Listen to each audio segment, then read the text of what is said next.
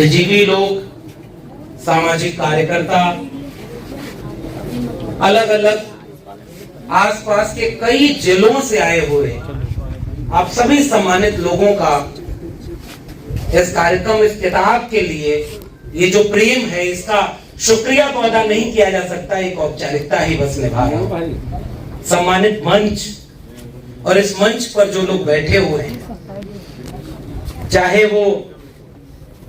आदरणीय उदय नारायण चौधरी जी हों, जिनकी एक वैचारिक, सामाजिक, सांस्कृतिक और राजनीतिक भूमिका से एक लंबा रिश्ता हम लोगों का रहा है, चाहे आदरणीय कॉमरेड दीपांकर भट्टाचार्य जी हों,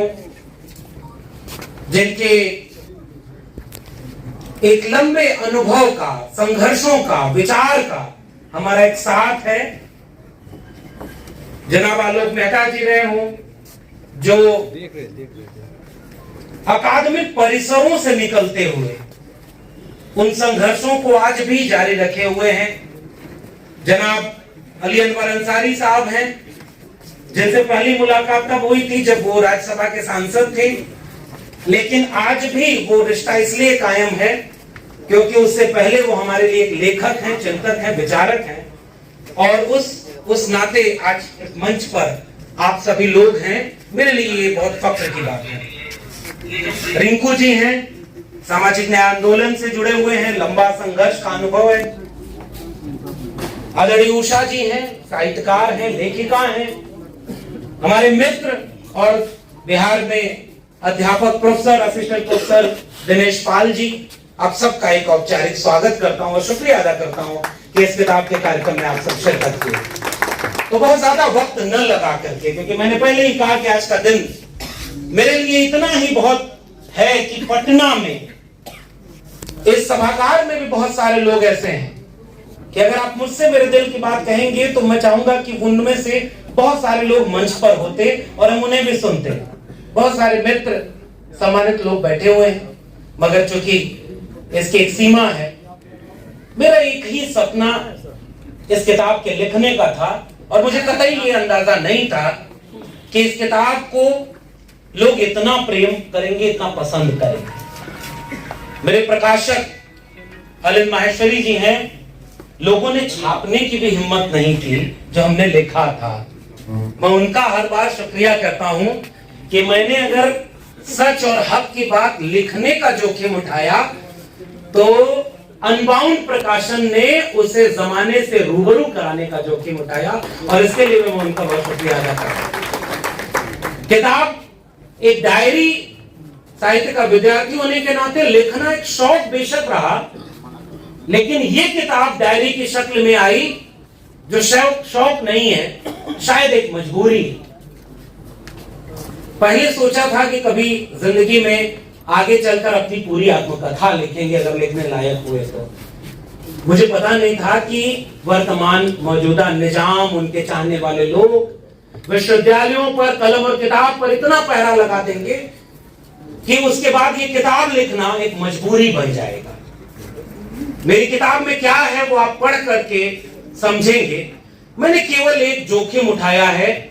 कि अगर सरकारी स्कूल, सरकारी कॉलेज, सरकारी विश्वविद्यालय न होते तो हम जैसे लोग यहां नहीं पहुंचते, और ये विश्वविद्यालय भी हैं, सरकारी भी हैं, उसके बावजूद हम जैसे पृष्ठभूमि से आने वाले लोग, किसान, कामगार, कमेरा तबके से आने वाले लोग, वंचित, शोषित, हाशिए पर ढकेले गए तबके से आने वाले लोग, पहली पीढ़ी के लोग यहां कतई न पहुंच पाते अगर इस देश में बाबा साहब अम्बेडकर का संविधान और मंडल कमीशन लागू न होता। इसलिए हम यहां पर पहुंचे। तो जिस सीढ़ी से चलकर हम आए हैं, अगर हमारी आंखों के सामने वो सीढ़ी तोड़ी जाएगी तो दर्द हमें होगा। ये किताब उस दर्द को भी बयां करती है। ये किताब कलम और किताब की अहमियत भी बताती है, और केवल इस मकसद से लिखी गई कि अगर हम इन सरकारी स्कूलों, विश्वविद्यालयों को बचा नहीं पाएंगे और अगर इनका सरकारी चरित्र नहीं बचा पाए, इनको बिकने से नहीं बचा पाए, ये उद्योग में बदल गया अगर पूरा शिक्षा जगत लाखों की डिग्रियों में, तो 25-50 साल बाद आने वाली पीढ़ी अगर आज के इतिहास को खोजेगी तो वो निराश न हो कि उस समय कोई बोला क्यों नहीं। खंडहर बन चुके सरकारी शिक्षा व्यवस्था के बीच एक प्रोफेसर की डायरी बताएगी कि हाँ, किसी ने अपना सब कुछ दांव पर लगाकर समाज को बताने की कोशिश की कि अगर बचा सकते हो तो कलम और किताब को बचाना, क्योंकि आज खतरे में कुछ बहुत ज्यादा नहीं है, आज खतरे में यही कलम और किताब है, ताकि आप मानसिक गुलाम हो जाएं और उनके काम आ जाएं जो आपको गुलाम बनाए रखना चाहते हैं। और उन्होंने सोचा था कि सब हाँ में हाँ मिलाओ, और मेरी गलती क्या थी? बस केवल यही कि मेरे लहजे में जी हजूर ना था और और दूसरा कोई कसूर ना था। और वो हाँ में हाँ मिलाने वालों को एक रंग में रंगना चाहते हैं, तो कई तरह के हमले विश्वविद्यालयों पर हो रहे हैं, स्कूलों पर हो रहे हैं, सिलेबस बदला जा रहा है।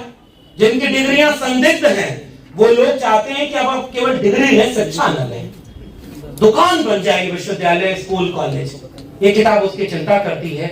और ये कहती है कि हमें इस किताब के बहाने कलम को बचाने की कोशिश करनी है, क्योंकि आज के दौर का सबसे ताकतवर हथियार अगर कोई है तो कलम है, और कलम की दम पर हम यहाँ पहुंचे, उस कलम को बचाने की कोशिश करेंगे। मैं अब बिल्कुल वक्त नहीं लूंगा क्योंकि कार्यक्रम ऑलरेडी थोड़ा देर हो गया है। मैं आप सबका शुक्रिया कहूंगा। किताब आप पढ़ेंगे, अपनी टिप्पणियां भेजेंगे, हम उस पर प्रतिक्रिया करेंगे, लेकिन फिर से ये मेरे लिए एक नया जगह, नई बिहार आने का बहुत बार मौका मिला, लेकिन उन कार्यक्रमों में सब कुछ होता था और आपको केवल आके अतिथि की तरफ भाषण देना है। लेकिन मेरे तमाम चाहने वाले लोग, चाहे वो अरुण नारायण जी हों, गौतम जी हों, तमाम लोग जिन्होंने इस कार्यक्रम को साकार किया है, बहुत मेहनत की, उनका भी शुक्रिया करना चाहता हूं कि लगा ही नहीं कि यहाँ मेहमान बन के आए हैं, लगा कि ये तो विचारधारा का रिश्ता है और इतना शानदार कार्यक्रम आपने आयोजित किया है। बहुत शुक्रिया, बिल्कुल वक्त नहीं लूंगा और आप सबका बहुत धन्यवाद, और बाकी हम वक्ताओं को सुनेंगे।